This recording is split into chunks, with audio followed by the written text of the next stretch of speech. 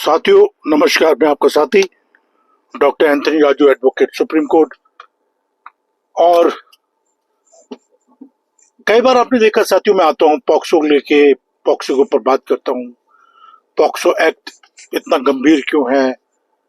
POCSO act में अगर झूठा फंसाया जाए तो उससे कैसे बचा जाए, या आपके खिलाफ ऐसी कोई साजिश हो रही है पॉक्सो से गंभीर अपराध में फंसाने की, तो आपको क्या करना चाहिए? तो ये बहुत सारे सवाल हैं जिस पर मैं ये वीडियो दे रहा हूँ।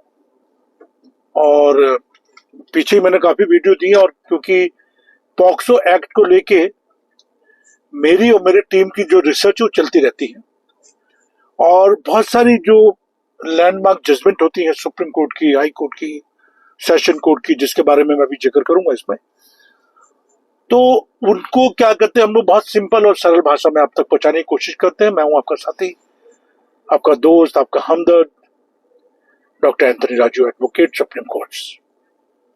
साथियों, बस मैं आपसे एक ही गुजारिश करता रहता हूं कि ये चैनल सिर्फ और सिर्फ आपके लिए है। इसको आप सब्सक्राइब करें, बेल बटन दबा के रखें, जिससे और जो भी लैंडमार्क जजमेंट हो वो आप तक पहले पहुंचे, आपको नॉलेज हो कानून की।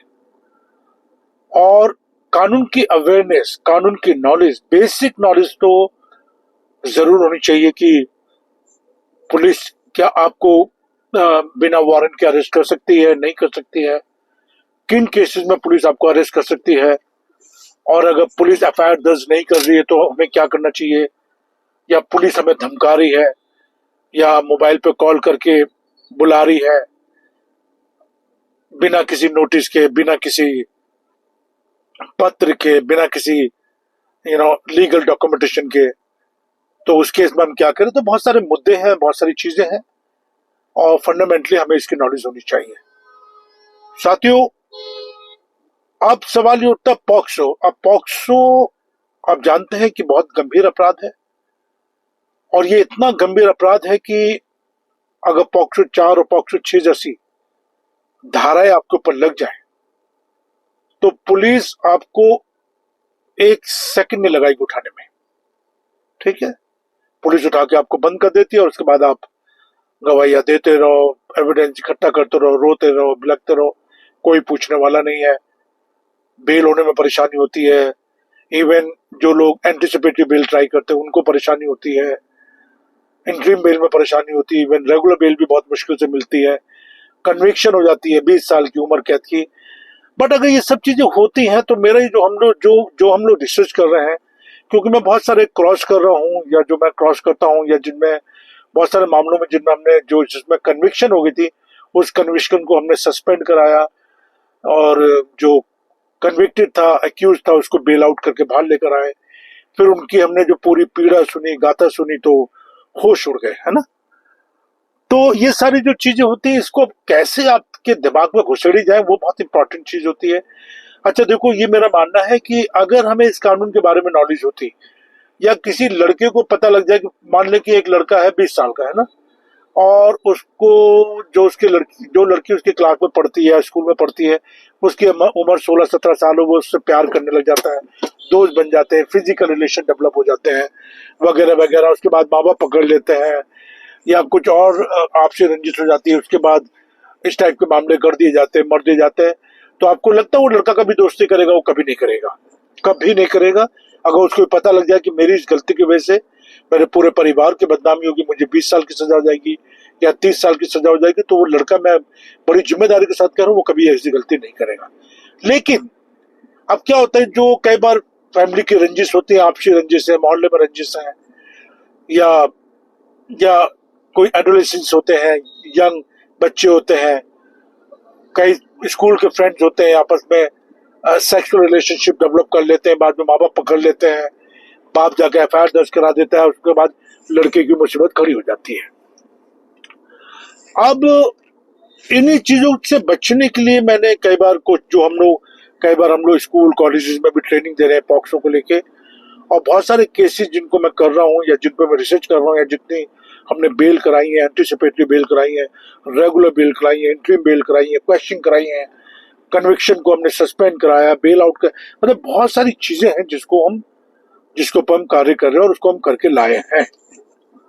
तो साथियों, बस मैं आपसे एक ही चीज कहना चाहता हूं कि बार बार मैं देखिए ज्यादा कानून के बारे में मैं यहाँ बात नहीं करूंगा, क्योंकि मैं ज्यादा धाराओं के बारे में आपसे बात नहीं करूंगा, क्योंकि धाराएं जो होती है वो कानूनी तौर पे बनती है तो वो आपके सर के ऊपर से निकल जाएंगी। बट इसमें सिंपल सा एक तरीका यही होता है कि अगर आपको लगता है देखिए, अगर सही मायने में यौन शोषण हुआ है बच्चे के साथ में तो उसकी तो हम कड़े शब्दों में निंदा करते हैं। बट अगर आपको लगता है कि आपके खिलाफ ये मनगढ़ंत मामला है किसी कारण से, मैं भी कुछ एग्जांपल दूंगा आपको इसमें, तो उस केस में आपको डरना नहीं चाहिए। पहली बात तो ये है, और डरना स्वाभाविक भी है, जायज है कि भाई जब इस टाइप की धाराएं लगती हैं, चाहे वो रेप की हो, चाहे ये पॉक्सो की हो, जिसका बेतहाशा नाजायज इस्तेमाल हो रहा है, तो डरना भी एक स्वाभाविक है। तो इसमें तो कोई दो राय नहीं है साथियों। लेकिन मैं हमेशा ये कहता हूं कि अगर जैसे आपने कोई अपराध करा ही नहीं है ना, और जब आपने कोई अपराध करा नहीं है तो उससे डरने की तो बिल्कुल जरूरत है नहीं। ठीक है, देखिए पुलिस है, पुलिस अपना कार्य कर रही है, पुलिस के पास अथॉरिटी है, क्योंकि जब एफआईआर दर्ज होगी तो पुलिस इन्वेस्टिगेशन भी करेगी। आप उसके सामने गिड़गिड़ाते रहो, कुछ भी करो, बट पुलिस ने अगर एक बार एफआईआर दर्ज कर ली तो ना तो वो उसमें कोई धारा बढ़ा सकती है ना घटा सकती है। फिर सारी जो अथॉरिटी है वो मजिस्ट्रेट के हाथ में आ जाती है, कोर्ट के हाथ चली जाती है। अब कोर्ट क्या होता है, कोर्ट के हाथ में भी जो क्या होता है, जो उसमें धाराएं होती है वो डिलीट तो नहीं करते धाराओं को, बट उसमें ऐड कर सकते हैं, उसमें कुछ करेक्शन कर सकते हैं, बट डिलीट धारा नहीं की जाती है। ठीक है, तो उसके बाद में क्या होता है कि डरना नहीं है, जैसे मैंने आपको कहा है, और अपने एविडेंस पे काम करें। मैं बार बार कहता हूं, अपने एविडेंस पे काम करें, अपने साक्ष्य से काम करें, और इन सबसे ऊपर जो है वो सबसे इम्पोर्टेंट जो चीज है वो बता दूं आपको, एक अच्छे अधिवक्ता से, एक अच्छे एडवोकेट से, वकील से आप बात करें। देखिए हम लोग तो पॉक्सो के केस को कर ही रहे हैं, हम तो पॉक्सो में केसेस को करते करते इतने एक्सपर्ट हो गए कि हम तो ऑन द स्पॉट ही बता देंगे कि पूरे केस में क्या होने जा रहा है या क्या होगा, है ना, ये आपको हम ऑन द स्पॉट ही बता देंगे, इतना एक्सपीरियंस हो चुका है। ठीक है, और क्योंकि सामाजिक आदमी है, समाज की जिम्मेदारी हमारे ऊपर है। ठीक है, तो जो बेचारे लोग फंस जाते हैं, अब वो सही है या गलत है वो तो कोर्ट डिसाइड करेगी, लेकिन उनकी जो पीड़ा है, उनका दर्द जो वो मैं अच्छी तरह समझता हूँ, क्योंकि मैंने सारे गरीबी अपनी आंखों से देखी है, क्या गरीबी होती है। और उसके बाद में जब यंग बच्चे जेलों में बंद होते हैं, खासतौर से लड़के, तो उसमें भी और भी ज्यादा पीड़ा हो जाती है। और सबसे दुख की बात यह है कि आप एनसीआरबी के रिकॉर्ड उठा के देख लीजिए, और बहुत सारी जजमेंट और बहुत सारे हाई कोर्ट, सुप्रीम कोर्ट की जजमेंट उठा के देख लीजिए, उसमें वो हाई कोर्ट, सुप्रीम कोर्ट पीड़ित जरूर है ना, वो कह रही है कि झूठा है, फलाना ढिमकाना है, बट क्या होता है कि जो जो जो विक्टिम होता है ना, सो कॉल्ड विक्टिम होता है, उसको कोई सजा नहीं मिलती।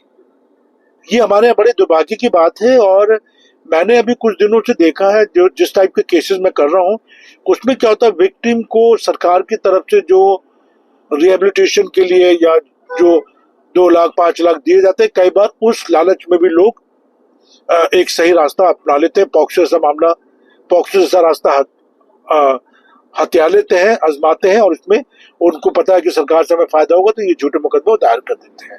ठीक है साथियों, अब मैं एग्जाम्पल देके बात करता हूँ। मैं सबसे बड़ा एग्जाम्पल देता हूँ, एक ये मामला है इंदौर का है,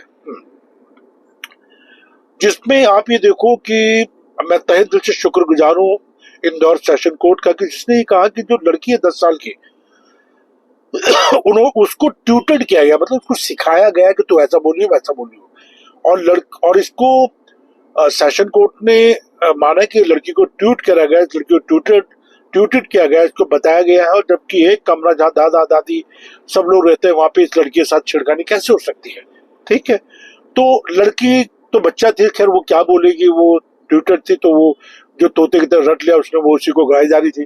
ठीक है, लेकिन ना तो मेडिकल में कुछ आया, और जो दादा दादी थे उनके भी बयान में काफी भेदभाव था। ठीक है, और मदर कुछ और कह रही है, फादर कुछ कह रही है। अल्टीमेटली सेशन कोर्ट को उस बंदे को बाइज्जत बरी करना पड़ा, या हम ये बोले कि बेनिफिट ऑफ डाउट मिल गया। बेनिफिट ऑफ डाउट तो हम नहीं कर सकते, क्योंकि जब मेडिकल में कुछ आया, लड़की कह रही कि नहीं ऐसा कुछ हुआ ही नहीं है, बच्चा करा नहीं, ऐसा कुछ नहीं हुआ। और इवन देखो बच्ची ने उस वो जो बंदा था उसको पहचानने से इनकार कर दिया। तो ये एक मामला हुआ। उसके बाद एक केस मैंने और करा, ये दिल्ली का था, जिसमें वो बताते हैं 17.5 साल की लड़की थी, वो कहती है कि मैं आई और मैं नौकरी ढूंढ मांगने के लिए इसके घर आई थी और इसने मेरे साथ यौन शोषण करने की कोशिश करी। राइट, ठीक है, मेरा दुपट्टा वहां गिर गया। अब साथ में देखो वो 3 मंजिल की बिल्डिंग, इसमें किराएदार भी रहता है, बड़ा भाई भी रहता है, छोटा भाई भी रहता है, और 9:30 का सुबह का टाइम वो बंदा अपनी वाइफ के और बच्चे के साथ में नाश्ता कर रहा है। ठीक है, 4 घंटे बाद पुलिस आती है और ढूंढती भी उसको कि भैया कहाँ है बंदा। बाद में पता लगता है अरे उसके खिलाफ तो पॉक्सो 6 का मुकदमा दर्ज हो चुका है। ठीक है, ST भी लग गया वगैरह वगैरह। चलो ठीक है। अब वो बंदा इतना परेशान हो गया और 7-8 महीने से जेल में बंद था, और फिर उसके बेल आउट करा के हम लोग लेकर आए। तो बाद में हकीकत कुछ और पता लगी, और पता लगा कि वो उस लड़की से कभी मिला नहीं है, उसको जानता नहीं है, कॉल रिकॉर्ड में उसके डिटेल नहीं आ रहे हैं। ठीक है, जो दुपट्टा गिरने की बात करी, दुपट्टा नहीं मिला। ठीक है, और ठीक है ना, उसको किसी ने आते देखा ना किसी ने जाते देखा, मतलब कोई भी मान के चलो ससुरा, कोई भी मटेरियल एविडेंस नहीं, कोई सर्कमस्टेंस, मतलब कुछ भी नहीं है, और फिर भी वो लड़का साथ में नहीं, जेल काट के आ रहा है। और ईश्वर ने चाहा तो हम उसको बचा लेंगे। अब देखते हैं आगे क्या होता है। फिर उसके बाद में एक केस मैंने और कराता है, बिलासपुर का था, जिसमें वो लड़का लड़की आपस में शादी करके भाग जाते हैं, और फिर उनको अम्बाला से पुलिस पकड़ती है, फिर लड़की को जेल हो जाती है, 1.5 साल जेल में रहता है। ठीक है, उसके बाद मुकदमा चलते चलते उसको कन्विक्शन हो जाती है, 20 साल की सजा हो जाती है। ये रायगढ़ का केस था, छत्तीसगढ़ का। तो वो केस मेरे पास आया, फिर हमने उसको केस को करा, और जब कोर्ट गर्मी की छुट्टी बना के जैसी आई तो कोर्ट ने उस केस को, माननीय हाई कोर्ट ने उस केस को लिया। मैं शुक्रगुजार हूँ चीफ जस्टिस साहब का और हाई कोर्ट का, उन्होंने उसको बड़ी ही ध्यान से उस केस के बारे में सुना, और ऑन द स्पॉट उसकी 20 साल की सजा थी, उस कन्विक्शन को उन्होंने सस्पेंड कर दिया, और शाम तक कोर्ट ने ऑर्डर करा कि शाम तक लड़का बाहर आ जाना चाहिए, और लड़का बाहर आ गया। ऐसे ही सेम केस मैंने अभी चंडीगढ़ का भी करा है, हाई कोर्ट का, वहां भी सेम हुआ कि जैसी कोर्ट खुली हमने लगाई और लड़के की कन्विक्शन को सस्पेंड कर, लड़का बाहर आ गया। तो साथियों, पॉक्सो सही मायने में बहुत गंभीर अपराध है, गंभीर सजाएं हैं। ठीक है, और मेरा नंबर जो है वो डिस्क्रिप्शन बॉक्स में भी है, स्क्रीन पे भी शायद आ जाए तो देख लेना। और मुझे बहुत खुशी होगी अगर मैं अपनी जो कानून की नॉलेज है पॉक्सो को लेके, उसके बारे में कुछ आपसे बात कर सकूं, कुछ आपकी मदद कर सकूं, कुछ आपकी देखिए, मैं अगर आपकी मदद कर पाया, अगर आपको जरूरत है मेरी मदद की, तो मैं मदद कर पाया तो आपकी क्वेश्चन में मदद कर सकता हूँ। कैसे क्रॉस किया जाता है, उस क्रॉस में क्या क्या क्वेश्चन पूछ रहे हैं उसमें मदद कर सकता हूँ। 313 का जो स्टेज आता है उसमें किस तरह से अपने आप को आपने रिप्रेजेंट करना है, कैसे आपने सेल्फ डिफेंस विटनेस बन के अपनी गवाही देनी है, उसमें मैं आपकी मदद कर सकता हूँ, आपकी एविडेंस जुटाने में मदद कर सकता हूँ। ठीक है, हमारी एक्सपर्ट टीम होती है, मेडिकल की, फॉरेंसिक की, ऑल सब टीम हमारे पास में होती है अपनी। तो वो रिपोर्ट क्या है, कैसे है, वो भी मैं आपकी मदद कर सकता हूँ। ये सारी चीजें हैं जो मैं कर सकता हूँ। साथियों, लंबी वीडियो में ज्यादा हो जाएगी, मैं ज्यादा डिटेल में बात नहीं करूंगा। काफी दिनों बाद मैं ये वीडियो आपको दे रहा हूँ, वो भी ऑडियो वीडियो दे रहा हूँ। मैं फिजिकली नहीं आ पा रहा हूँ क्योंकि बहुत बिजी हूँ अपने काम के अंदर, और इस समय जब मैं ये वीडियो बना रहा हूँ तो इस समय मैं, आप यकीन मानिए, मैं इस समय बॉम्बे के अंदर हूँ। ठीक है, और थोड़ा टाइम निकाल के 9:36 हो रहा है रात के, तो थोड़ा सा टाइम निकाल के इस वीडियो को मैं दे रहा हूँ। और बस मैं आपसे उम्मीद करता हूँ कि देखिए, ये मेरी नॉलेज है, शेयरिंग है, रिसर्च है जो हम कर रहे हैं और करते रहेंगे पॉक्सो में, क्योंकि पॉक्सो को हमने एज ए चैलेंज एक्सेप्ट करा। पॉक्सो जैसे गंभीर कानून को जिस तरह से दुरुपयोग हो रहा उसको रोकने के लिए जो हमने ये आंदोलन चलाया, इसमें हम जरूर कामयाब होंगे, कामयाब हो भी रहे हैं। ठीक है, ये आप लोगों का आशीर्वाद है, माँ बाप का आशीर्वाद है, खुदा का आशीर्वाद है, ईश्वर का आशीर्वाद है, और हम इसमें आगे जरूर बढ़ेंगे।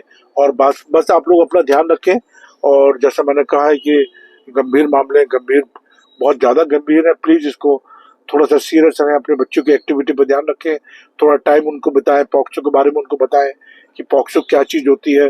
ठीक है, इस वीडियो को उनको सुनाएं जिससे बच्चों को थोड़ा नॉलेज हो कि कहीं वो किसी गलत काम में ना फंस जाए। ठीक है, अपना ध्यान रखिए, सुखी रहिए, खुश रहिए। जय हिंद, जय भारत।